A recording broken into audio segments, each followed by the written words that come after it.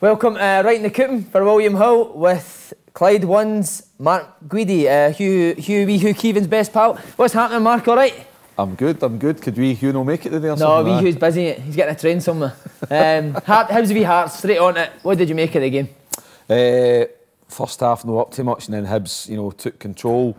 Better football players, more adventurous going forward, middle to front, and and Dylan McGeoch, John McGinn, Scott Allen, good football players, so attractive to watch, and I think Hibs thoroughly deserved their victory.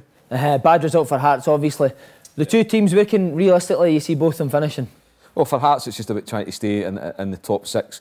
Craig Levein certainly made them more compact, more difficult to beat, and what the challenge, I think, for Craig will be in the summer is recruiting players. Just what I mentioned with Hibs, it's going to make them more adventurous, middle to front. But he's certainly, Craig and Austin McPhee and the coaching staff have got good things there to go and work with. But there's a bit of work needing done in the summer. Will Anne Budge expect them to put a challenge towards second and third next year?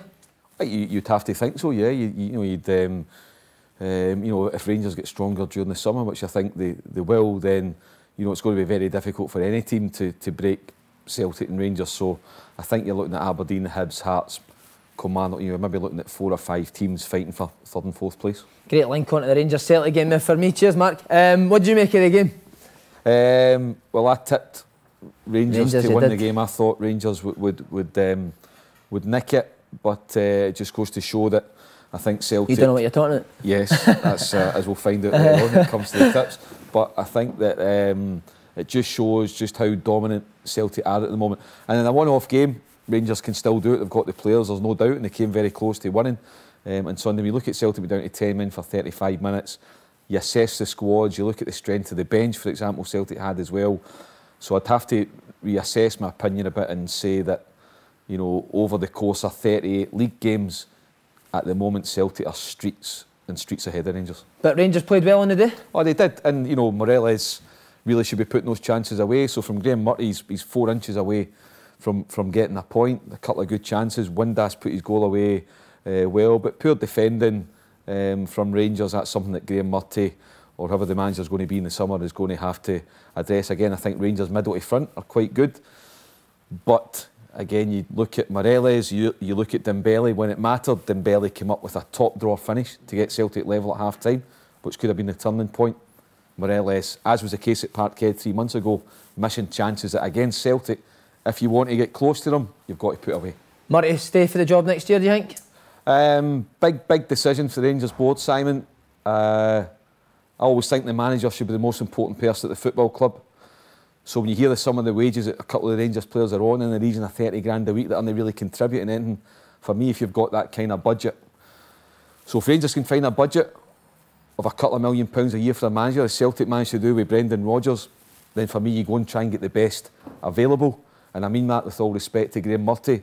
But for me, if Rangers are serious about making a challenge, then I think they've got to try and just see what's out there and what they might be able to attract.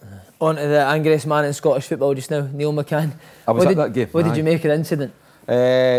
Not nice. You don't like to see it at the end of the game. Dundee were well beaten, St Johnstone 4-0, very comfortable. And then the incident had been brewing for about 30 minutes, Simon. There was a bit of verbals going on between both dugouts. As you know, at Dens Park, they're pretty close. I was on that bench quite a lot, mate. You were on it many times, aye. Not as often as you were up in the stand, but... So no, it wasn't nice to see, and I'm sure Neil McCann regrets it. Will this affect Dundee? Going into, if Neil McCann gets a big ban, will it affect him trying to stay up? Yeah, well, I think Ross County are away, so I think they're down, and I think it's between Dundee and Partick Thistle to avoid the relegation playoff spot. OK, mate, on your coupon 3 out of 4 the last time. No bad. No, it wasn't bad. It was nearly there. Right. Much better than Frank. He was hopeless. Rangers v Kilmarnock. Who was saying? Killie are so tough to beat, but they had that tough 120 minutes against Aberdeen on Tuesday night. Wee bit of tiredness we're in. Rangers, as I say, good middle to front. So I'll take Rangers to win it by a couple of goals. OK, Aberdeen versus Dundee. Aberdeen, for sure. OK, Ross County versus Hamilton. I've just said Ross County are away, aren't they? Hamilton, do you know what? I'm going to put that down for a draw. Draw, good shout. OK, and finally, Hearts versus Thistle. Thistle got a good point against Aberdeen last week. Hearts want to come back for the derby game. Home advantage, Hearts by 1 goal. Cheers, Mark. Thanks. Thanks, Simon. Cheers, mate.